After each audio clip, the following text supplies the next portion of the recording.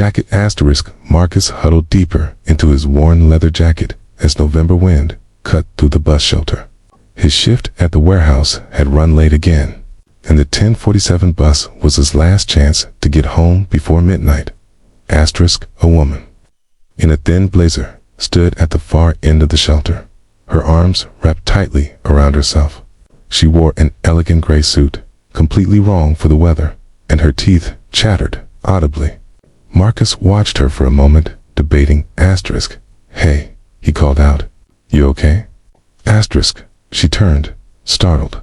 Even in the dim streetlight, he could see she'd been crying. I'm fine, she said automatically, her voice shaking. Asterisk. Marcus shrugged off his jacket. It wasn't much. The lining was torn. One zipper was broken, but it was warm. Here, take this. I couldn't, please. He walked over, holding it out. I've got a sweater. You're freezing. Asterisk. After a moment's hesitation, she accepted it, wrapping it around her shoulders. It swallowed her small frame. Thank you, she whispered. I had a really bad day. Asterisk. Marcus nodded, returning to his spot. Those happen, Kay. Asterisk. I lost something important, she continued, more to herself than to him. Something I built. Everything. Really? Asterisk. That's rough. Marcus didn't pry. He'd learned in his 28 years that sometimes people just needed to talk. And sometimes they just needed someone to listen. Asterisk. My board voted me out today, she said suddenly. The company I founded grew from nothing. They said I'm not the right leader anymore. Too emotional. Too invested. She laughed bitterly. 10 years of my life. Asterisk. Marcus let out a low whistle. CEO, huh? And they just kicked you out. Asterisk. Executive director. Same difference. She pulled the jacket tighter. I gave everything to that place.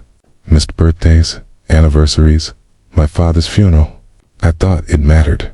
I thought they understood what we were building together. Asterisk. People can disappoint you, Marcus said quietly. I get that, okay? Asterisk. She looked at him properly for the first time. You're very kind. And I'm monopolizing a stranger's evening with my problems. Asterisk. Bus isn't here yet. Not like I've got anywhere else to be. Asterisk. She smiled genuinely this time. I'm Alina. Asterisk. Marcus. Asterisk. They sat in comfortable silence until Alina spoke again. What do you do, Marcus? Asterisk. Warehouse work. Loading, unloading, inventory. Nothing fancy. He shrugged. But it's honest, you know? No one pretends to be your friend while sharpening knives behind your back. Asterisk. That sounds refreshing, actually. Asterisk. The bus's headlights appeared in the distance. Alina stood, starting to remove the jacket. Asterisk. Keep it, Marcus said. You need it more than me tonight. Asterisk. I can't take your jacket. How will you? Asterisk. I'll manage. Really? Smiled. Consider it a loan. If you're ever at this stop again, you can return it. Asterisk. Alina's eyes glistened. You don't even know me. Asterisk. Don't need to. You're having the worst day of your life, and it's cold. Simple math. Asterisk. As the bus pulled up, Alina pulled out her phone. Can I at least get your number? I'd like to return this properly, and maybe buy you coffee. As thanks, Asterisk. Marcus recited his number, then climbed aboard. Through the window, he watched Alina standing under the streetlight, his too big jacket around her shoulders, looking somehow smaller and stronger at the same time. 3 weeks passed. Marcus had forgotten about the jacket. Forgotten wasn't quite right. He'd accepted it as gone. Good deed done. No strings attached. Then his phone rang with an unknown number. Marcus, this is Alina from the bus stop. Asterisk. K. You didn't have to call. It's just a jacket. Asterisk. It's not just a jacket. And I need to see you. Are you free Saturday? Asterisk. Saturday found Marcus at an upscale cafe he'd never have entered on his own. Alina sat at a corner table, his jacket folded neatly beside her. Asterisk. She looked different, trusted, focused, wearing jeans and a sweater instead of a suit. "Hi," she said warmly. "Sit, please." Asterisk over coffee, Alina explained. After their encounter, she'd spent weeks reflecting, researching, planning. "You were right about honest work, about knowing who your real friends are. I lost sight of that." Asterisk, so what now? New company? Asterisk, better. Alina's eyes sparkled. "I'm starting an initiative, Fickle employment practices, profit sharing, actual work-life balance.